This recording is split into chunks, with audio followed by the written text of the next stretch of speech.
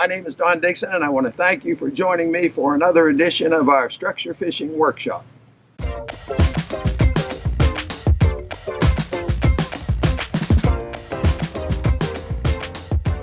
Now today we're going to talk about another very important break line, and that is a weed line.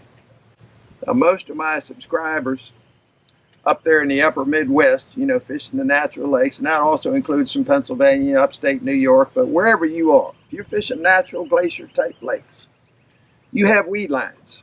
And so there's been a lot of questions, but really there's not a whole lot to understand about a weed line.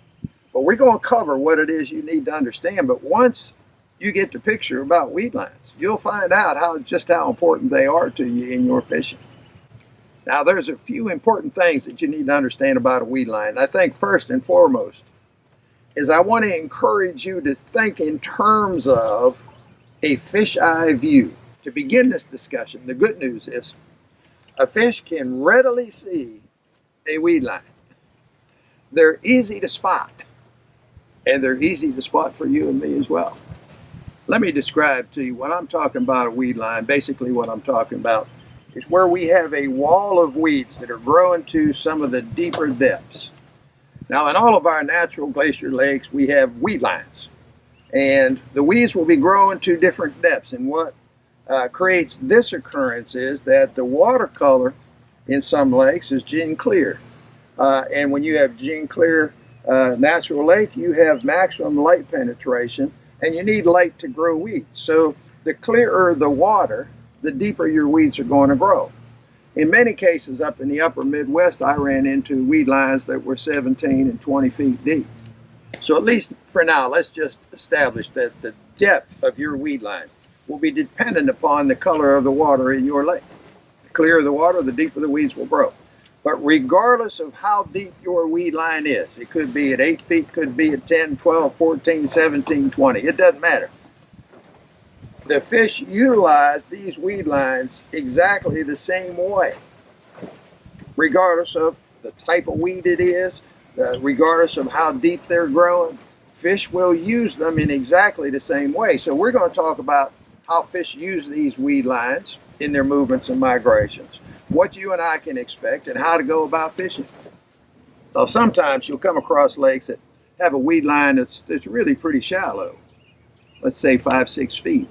Well, that doesn't interest me the same way. I'm really talking about the taller, deeper weeds right now and how important they are, because we know that fish will hardly ever, the school of fish, move beyond 8 to 10 feet of water.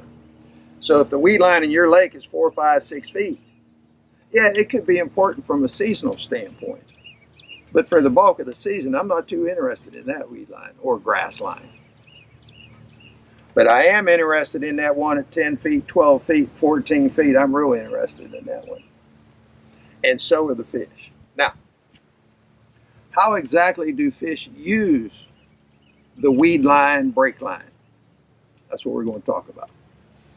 If you recall, when we started our discussion on break lines, I said, in our definition of a break line, it's where we have a rather rapid increase in depth,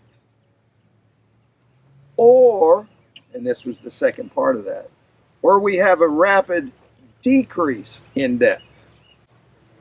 Most of the time, we're kind of interested pretty much in that increase in depth. But the more advanced you become, the more you realize that decrease in depth break line can be just as important, sometimes even more important to you.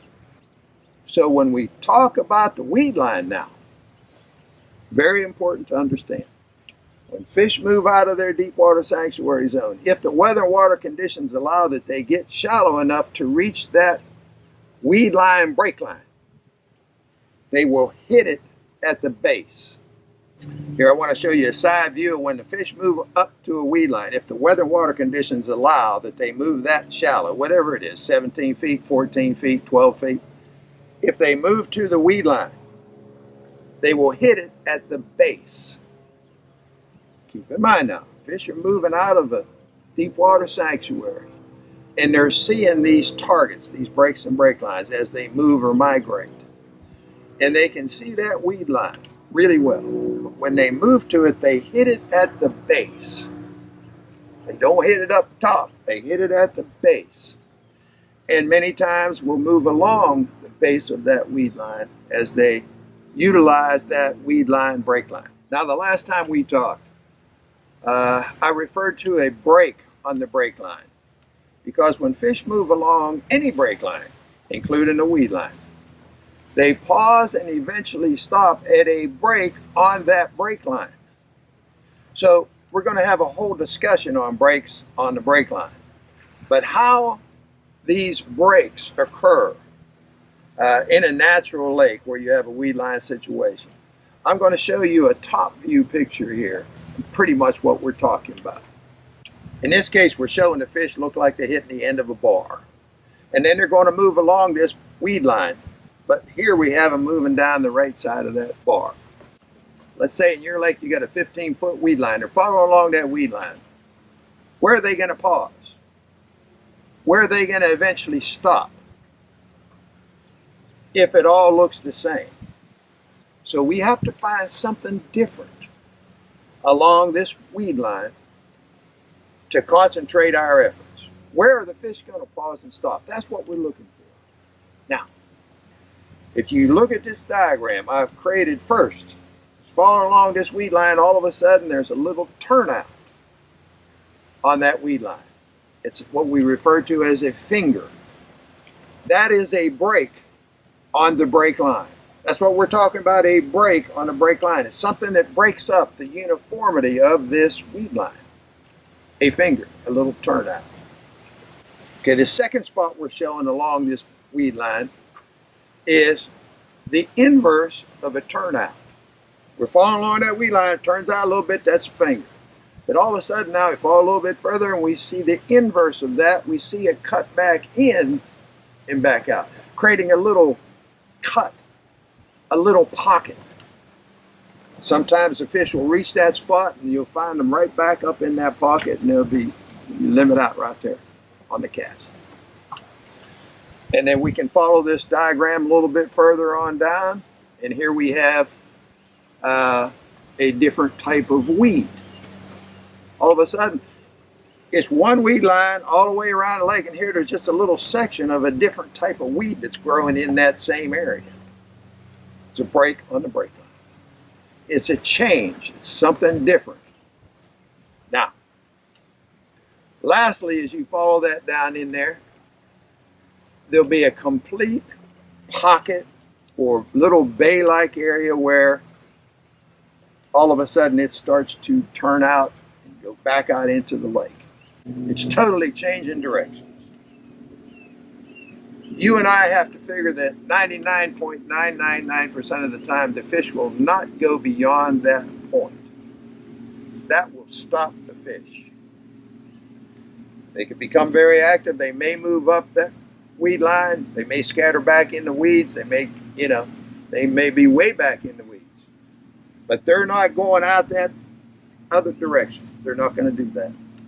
When that movement activity period's over, they're going back the same way they came. Just to give you an example of what we're talking about when we say we're looking for the breaks on the break line. Now that rings true on every break line that we're fishing. In Florida, another great example. I'm fishing these slots, fishing a break line to the slot. I'm looking for those fingers. When you see me out there throw a marker, it's on a finger. It's on a change of direction. And that's the best way to describe 75% of what we're going to find on our break lines is a change in direction. Most break lines, including the weed lines, they just don't run straight. Shore and reservoirs, you can get on a roadbed or something where it's pretty straight. But channel break lines, everything we've talked about up to this point, 95% of the time, they're not running straight. They're changing directions. And where it changes directions, whether it's this way or whether it's this way, it all translates to being a break on the break line. Occasionally you'll come on a lake that has a weed line where the weeds are growing. Let's just use the depth. The depth doesn't matter, but let's just say the weeds are growing to 12 feet. Straight up and down 12 feet, they're growing up to within 6 inches of the surface. The weeds continue to grow, but not as much. But you still have a concentration of weed growth down to, let's say in the case I'm showing on this diagram, maybe down to 17 feet. So 12 feet you have this big mass, but then it starts sloping and tapering off. But you still have a concentrated weed growth, and it finally stops about this high, but at a depth of 17 feet. That's an important break line for you. There's a way of fishing some of that tapered off water too, in stacking lures, and again, a presentation discussion. But the break line that I'm interested in here in this situation would be right at that base. The fish move to it, and it'll move along. That's an important break line in that situation. Now I'm going to leave you with one quick story. A wonderful character I met in New York at Chautauqua Lake. He owned a tackle shop there. His name was Shatterline. And boy, he was a comedian. He was a character. He was a guy that everybody within 500 miles just was in love with this guy. And he confided in me when I met him. Chautauqua was known kind of as a musky lake. It had smallmouth, largemouth. It had walleye. It's a great lake, by the way, natural lake. And but they had muskie, and they were kind of famous for this muskie, And he had told me he'd been on that lake for 30 years and never caught a muskie. Now, I struck a deal with Mr. Shatterline, and we were stocking some of our gear into his tackle shop and so on and so forth. And I said, I'm going to spend about 10 days here. We're going to promote this. We're going to have a big clinic here. This is a great area. It's a terrific lake, great reputation. We go out there and do some fishing. And I said, you've never caught a muskie. I said, I'm going to be looking around your lake a little bit, and I'm going to find some fish, and I'm going to take you fishing. We'll see if we can't find you a muskie. He said, oh, man, that'd be great. He said, what's wrong with right now? I said, well, I just got into town. I got to get a place to stay. He said, oh, I got all that handled for you. I own this town. I said, okay. He said, let's just launch a boat and go now. Show me what you're all about. Well, I couldn't figure out a way to say no to this guy. I just made a business deal with him. So I said, okay, let's launch the boat. So we launched the boat, and I go out, and of course, there's a weed line. And I introduced him to a little trolling rod, and I said, let's just troll this weed line a little bit and see what we can see. And I had, at that point, I had no map of the lake. I said, let's just get started right here, right at the boat ramp. And I can't really remember. I think it was a 100 spoon plug, so we were 14, 15 feet, something like that, fishing the base of this weed line. We started off down the lake, and I was looking at his rod tip, and I saw it free running. I said, you got to let out a little more line. I said, I want that lure down there bumping on the bottom. And I said, when it bumps the bottom, you'll be able to tell the difference. Instead of just a tight wiggle, you'll feel it just bumping that bottom. I said, I call that walking the dog. I said, you need to get your lure on the bottom. I pointed to, I'm watching his rod tip. So he let some more line out. Pretty soon, boom, boom, boom, his lure's bumping. I said, there you go. I said, now anytime you're fishing deeper than 10 feet, you want to make sure that that lure is bumping the bottom, just like that. Pow! Yes, a strike. And I said, we're not on the water now. I don't know, 8 minutes, 10 minutes. That rod just doubles up, and I turn around. Here come a muskie up out of the water. No map, no nothing. Get down on the base of that weed line. You're going to get surprised. And he was the happiest camper I've ever seen. He was just beside himself. Now, the fish wasn't huge. I'm just guessing it was probably 12 pounds, but it was an adult muskie, and he wasn't on the water 10 minutes. And I said, Mr. Shatterline, that's how we do it. So now, I mean, the whole county found out from Mr. Shatterline. whatever you do, don't miss this clinic. We filled up a hall. I forget, back then it was probably 500 people. Just a little small town. I mean, the whole town turned out to find out about walking the dog. So, one of my great old stories, but I loved that man. He was quite a character. He introduced me to where he had his live bait, by the way. He had a big freezer, and on one side of the wall, from the floor to the ceiling, were cases of Genesee, which is a New York beer, Genesee cream ale. On the other side of the freezer, from the floor to the ceiling, were cases of Genesee beer, New York's finest, something like that. And I said, what's the difference? He said, well, the cream ale, that's what you have at breakfast time. But after noontime, you got to switch over. That was Mr. Shatterline. I spent 2 weeks there. Some of the greatest times I've ever had in fishing was had with that man in Lake Chautauqua, New York. Terrific. But what changed his attitude, and what changes so many people, if you just start doing just a little rudimentary stuff that most of us take for granted today, your success just starts to change. And all of a sudden, you're catching fish on purpose, you're catching more and bigger fish, and you're catching them on purpose. Well, breaks on a break line, we talked about that. We talk about weed lines, and we're looking for breaks on the weed lines. So I think we can leave break lines right now. Just keep in mind, when you're trolling a weed line, it's like trolling any other break line. Most break lines don't run straight, so where does that break line turn? Where does it make a change? Does it cut back in? Does it turn out, create fingers and bars and these things that attract the fish? Not only attract them, but it's where they end up pausing and stopping.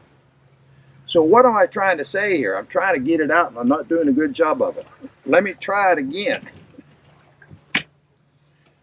The point I'm trying to make is this is where the fish will pause and stop. And it gives us the opportunity of pinpointing our fishing. Remember, we talked about Buck drilling his finger in the water. We're pinpointing our fishing at these spots on the break line. Not just enough that you're fishing a break line. You got to fish that spot on the break line. There's got to be a spot that makes those fish pause and eventually stop. And it's going to be at a feature on that break line. And we refer to that as the break on the break line, where you and I and the fish are going to meet up. So I appreciate you. I appreciate you being with me today. And I hope you'll be with me next time we get together. We're going to talk more specifically about breaks and the effect that the breaks have on our fishing. Thanks for being with me today. I'll ask you if you would please like us on Facebook, follow us on Instagram, and be sure to subscribe to our YouTube channel if you hadn't already done it. We appreciate you. And we'll see you the next time.